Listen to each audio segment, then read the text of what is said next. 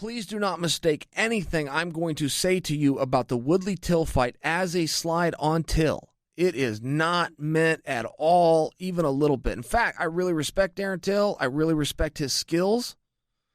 I like where he's at as a young man who's 25 years old, who burst onto the scene. But it was very obvious, aside from the promotion and the marketing, about that fight. Let me tell you guys what happened to me. I'm sitting in the arena, and I'm up in the area that we were filming. Ariel and I were doing Ariel and the Bad Guy for ESPN Plus, so we had a little space up there, and we don't go on until the show's over. We sit in that space and watch the fights, and then we talk about what we saw. But that's where we are, and Darren Till has walked out, and the crowd's going crazy. Oh, my goodness. I mean, he had some fans there. They really packed him in. And he's getting a great reception. And Tyron Woodley's music comes on, and Tyron's walking out. And the only reason I offer you the entrances is because it was that close to fight time when the screen door hits me in the face and wakes me up. And I turn to Ariel, and I go, Ariel, we're about to see Ngannou versus Stipe, but just in a different weight class. And he looks at me to say, well, elaborate. So I do. And I go, Darren Till, as good as he is and as impressive as we've all been with him, has only been tested with one kind of fighter, which is a fellow stand-up fighter. Cerrone prefers to stand up. Stephen Thompson prefers to stand up. And Till has passed those tests.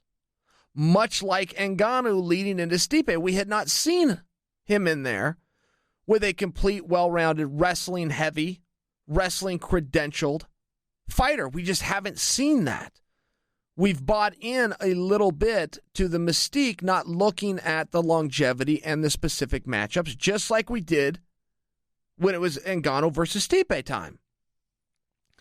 So this is going to be a totally different fight. And there's a chance that this is not a very close fight. And Errol says, yeah, you're right. Something along those lines. Yeah, I hadn't thought of it that way. You could be right. So they get in there and they start fighting.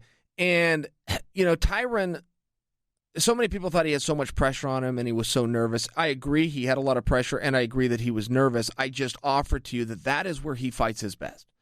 And if there isn't a position to feel pressure and to feel victimized, if you will, and to feel as though the whole world is against him, he will go out and create it, much like Bernard Hopkins did. And he creates it because he knows about himself. This is when I do my finest work. I do my best work when my mental approach, when I am the underdog, when I'm supposed to lose, and when people are against me. So even though I did see that same nervousness and sense that same pressure that a lot of people were to identify with Tyron, I just saw it as a good thing, not as a bad. That was my own opinion. But when the fight finally breaks out, Tyron Woodley's controlling the striking. And that came as a surprise to many. I will tell you, Tyron is a very good striker. He's knocked out plenty of people. He won the world championship with a very fast knockout over Robbie Lawler. So we don't really question his hands, though we don't seem to always give him credit for them. But one of the things that helps with his striking is a constant fear and a worry by his opponent that he's going to change elevation and look to tackle them. And that is one big advantage that the wrestlers have. Whether they use the actual wrestling or not, when the opponent knows that they can come below my waist at any point and I'm going to have to go on the defense, it just creates a problem, which creates an opportunity for the wrestler to then strike. So Tyron was doing a great job. He was keeping his distance. He was staying very patient. He's got that blitz ability. He's got that blitz speed. He can step in, boom, boom, boom. He can then mix it up and go right to the wrestling. And many people are going to watch that fight and say, well, there was no wrestling. But that's only because you believe that wrestling is the takedown or not getting the takedown. No, wrestling's got all sorts of components to it. All sorts of pummeling and positions take place with wrestling. And Tyron went to that, and he went for a couple of outside trips. He failed at getting them, but he still won the wrestling.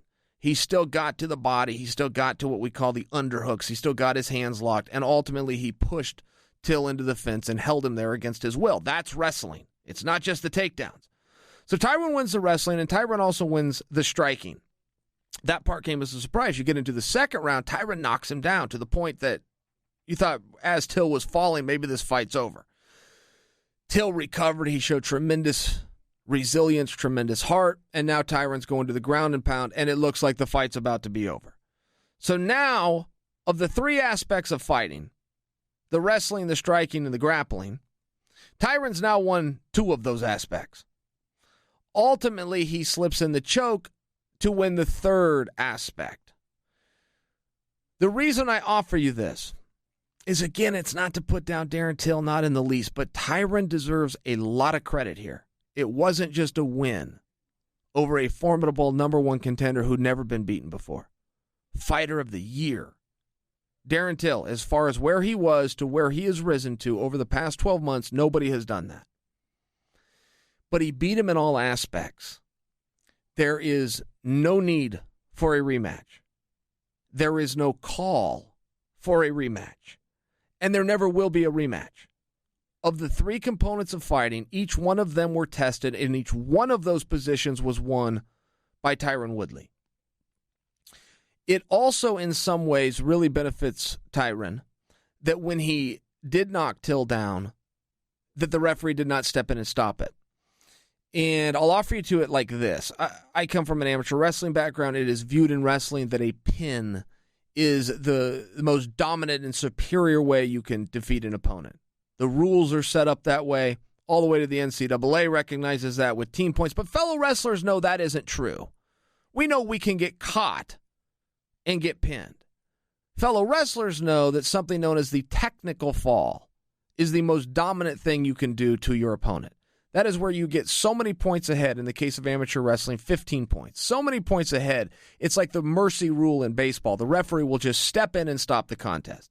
He will step in and say, it is not reasonable that the opponent could possibly come back from this deficit, and no matter how much time is left on the clock, we are all done here. That is the most dominant thing that you can do. I offer you that example because had the fight been stopped when Tyron Woodley connected with Darren Till and put him down, there would have been a dialogue, including by me, to say Tyron caught him. That would not be to diminish Tyron's victory. It would have just been speaking to what we saw, and Tyron caught him.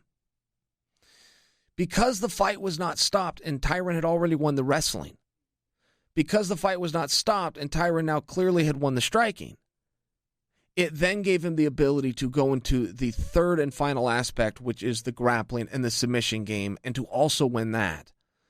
And it was one of those moments in the audience where there was just nothing left to say.